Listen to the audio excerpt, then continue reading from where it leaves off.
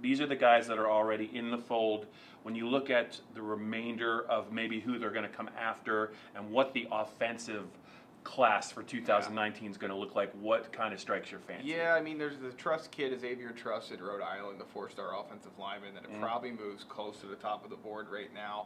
You wonder if Penn State has missed a boat with John Mechie, the 4-star wide receiver out of Sharpsburg, who has seemed to be on commitment watch for quite a long time now, and he's getting some other suitors to come into play. So those two are the name to watch. You have the I believe it's Jamarcus. I don't want to. It's Wheaton, the Florida receiver. I know you can remember the last name, but at this point, all the names are together. But it's all right. You know, Bob. To me, I guess what I'm curious about is they're going to have, you know, maybe at this point they have 8 commits, so they probably have 10 to 12 spots left. How many more do they want to fill on offense when they have some pretty talented guys that are young already here? That's the question I think that Penn State has to answer. Yeah, and on the offensive side, I mean, a kid like Devyn Ford, they're really stockpiling some nice running backs there for the future. Yeah, I mean, you never know when you're going to get the next Jaquan Brisker, but when you can go 2 for 2 in terms of getting the #1 running back in the country, I don't think Penn State's ever done that before in back-to-back classes, and certainly it sets you up for a lot of promising things to come, along with what you would hope would be a strong junior and then potentially senior campaign for Miles Sanders. Okay, 4th down now here on the Blitz, and hopefully we'll get some questions and comments after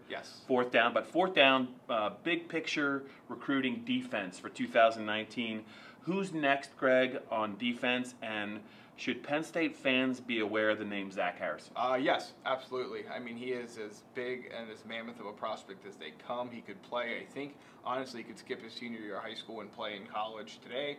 The defensive end out of Ohio is probably going to go to Ohio State, but he is far and away the top wish list guy, if you will. And then the one that it's a little bit interesting at this point is Lewis Sine, the formerly Massachusetts 4-star defensive back. He now lives in Texas.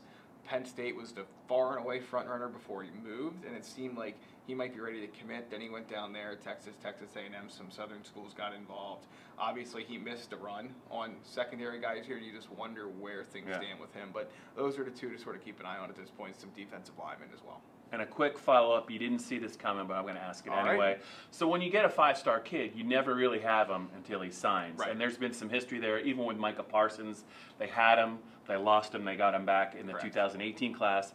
And you look at a kid like, I think, Justin Fields, who they had, a 5-star quarterback, and he ended up at Georgia. So with Brandon Smith, do you get the sense that Penn State feels pretty secure about his commitment, or do you think that possibly he might be there might be some wooers for him down the road? I don't think so. Quiet kid that's played things close to the vest, doesn't really care for the drama of recruiting or the hoopla of it with social media and fans and things like that. So I would be shocked if he went somewhere else. Now, can you ever rule anything out in recruiting? No.